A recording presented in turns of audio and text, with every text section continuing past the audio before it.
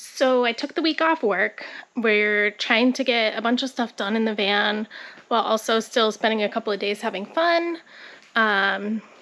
James, who is Rob's brother, is here helping us today. Here I am trying to fit foam into the flare just for a little bit of extra insulation, or not extra, but insulation in general, and a little bit of padding before we finish it off with fabric. It takes more than one set of hands, so Rob is helping me. We're removing the trim ring. We removed the trim ring from the window and then taped all the window off so that we could use spray adhesive to secure the foam into the inside of the flare. The foam that we got was 1/4 inch foam from Joann's, and we used 3M Super 77 spray adhesive to secure it to the flare. We sprayed the adhesive to the inside of the flare and then onto the back side of the fabric. Here we are, backside of the foam. Here we are cutting out the window hole. It was a little difficult to do it in the process of adhering the foam to the flare. You can see us struggling here. Once we had it adhered, we did a little bit of trimming, and then we also had to patch the space at the bottom because the foam itself wasn't quite wide enough to cover the entire flare. We didn't have time to also adhere the fabric this day, so I got the fabric cut out and prepared so that we could adhere it onto the foam when we had time. Turns out the foam and the spray adhesive that we used didn't wind up sticking to the flare, so we had to rip it all out anyway. The reviews online had said to use 3M High Strength 90, which we didn't have, so we went with the Super 77 because we had several cans of it. Turns out it doesn't stick quite as nice, so we wound up ripping this foam off and doing the whole thing over again with the right product. Rob and James were taking measurements inside the van while I was transcribing them onto this 1/4 inch piece of plywood to make some cut lines for the wall.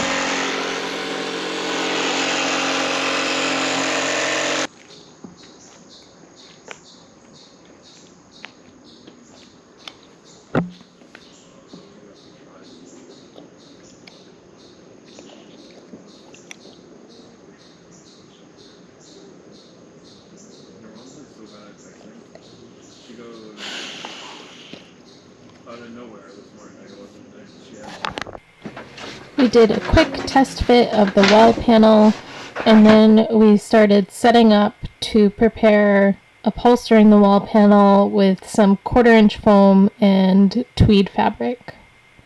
The 1/4 inch foam that I found for the wall panel is different than what I had previously used in the flare. This is 1/4 inch closed cell Landau foam that I found online, and it seems to be much better quality than what I had got at Joann's. Here we are trimming the foam to match the wall panel, with some help from Loki, of course. I left a 1 inch perimeter roughly around the edges, just so that we could fold over the foam and adhere it to the back side of the wall panel. So this is the back side of the panel. I'm just wrapping it in this 1/4 inch thick Landau closed cell foam, and then I stapled it to the back of this 1/4 inch plywood piece.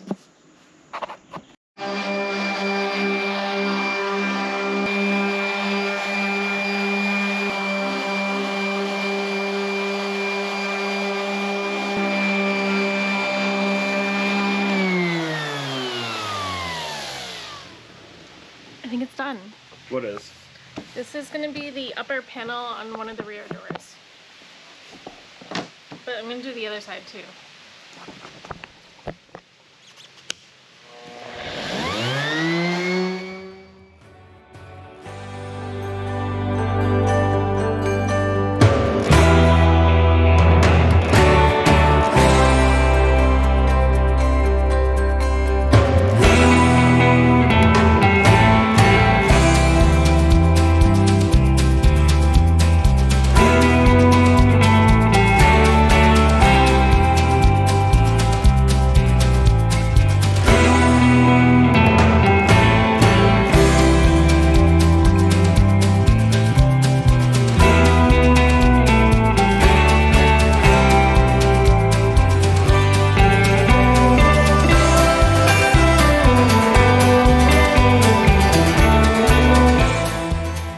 Once you have the panels made, then you can install them.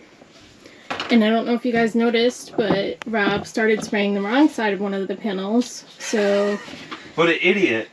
Make sure when you do the spray adhesive that you're spraying the right face. We're using these plastic pitons to hold the panel into the wall. They're like little turkey doneness things. The sticks that are in the turkey. These ones aren't GM brand, but they're the same as what GM used for like years on pickups. They're pretty sweet. I like them because they're cheap and easy. It's like a little push pin.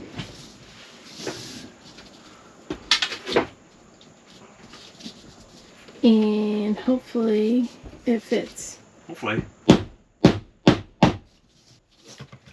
Did you fill that with foam before you put the panel in? No.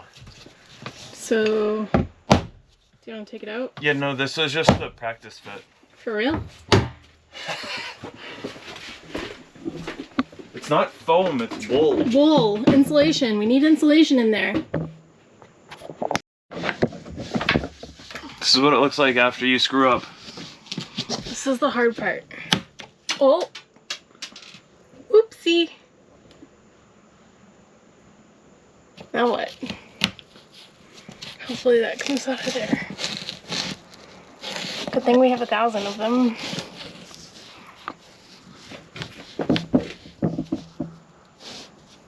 This is where I should be wearing safety glasses.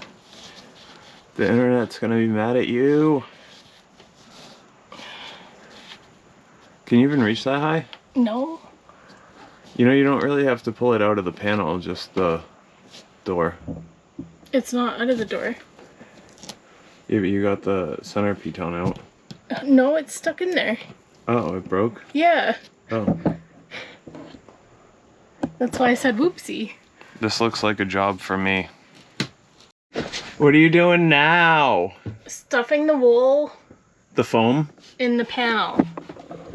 It looks pretty good. Oh yeah, shove it in there. Wow. You can't put that on there. Why not? Because. That's what you did. No. And then we need to get new push pins. After it's all done, it looks like this.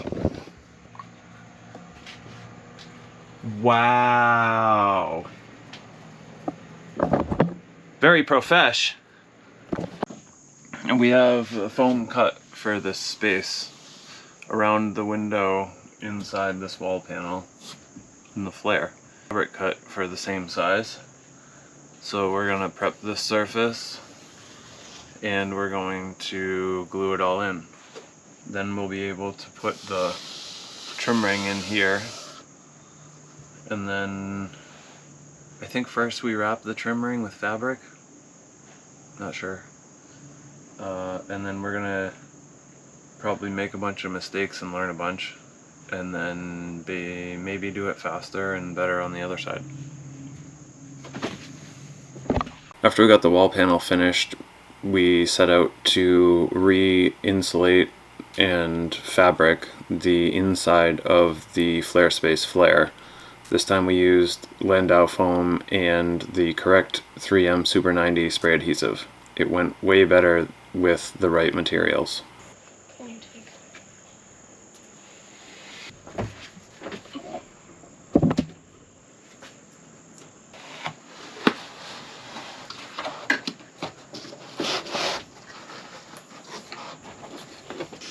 What the fuck we're doing there? Do you want to tell them why there's gaps? There's gaps because the trim ring is supposed to go inside the wall. Not outside. But somebody was convinced that the trim ring goes outside the wall. So we cut the wall, and now the gap's too big. So we can't put the trim ring on the inside. Or we could, but there would be like a border, which it's supposed to be like flush. So we're just kind of making it work, because that's van life. How happy are you with the work that you've done? Pretty happy. Kind of happy. So we changed our minds and decided that it looks much better with the trim ring behind the wall, even though we do have this slight gap. It's supposed to be flush, but you would never know. So now it's finished, it looks finished.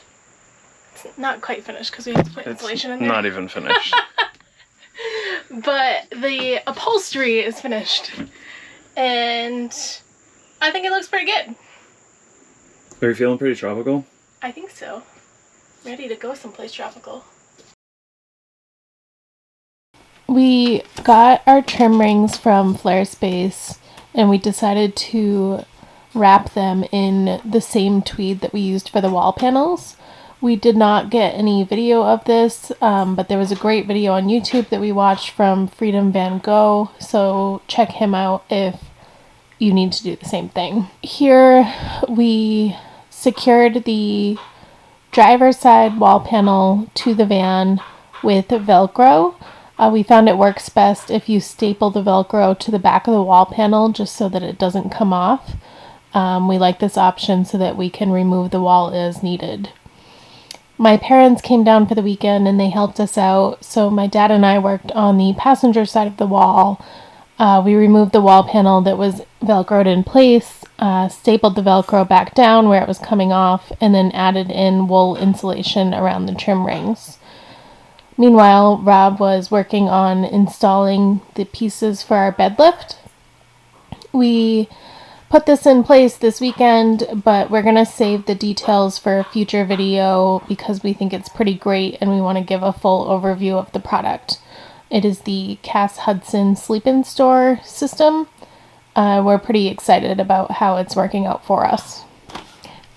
After we had the wall panels and the trim rings in place, we used a screw with a finished trim washer to secure the trim ring to the wall panel. So stay tuned next time and you can get the full details of the bed lift and see how we plan to use it in our Mercedes van. Thanks for tuning in. If you guys liked the video, give us a thumbs up, comment, subscribe, and we'll see you next time.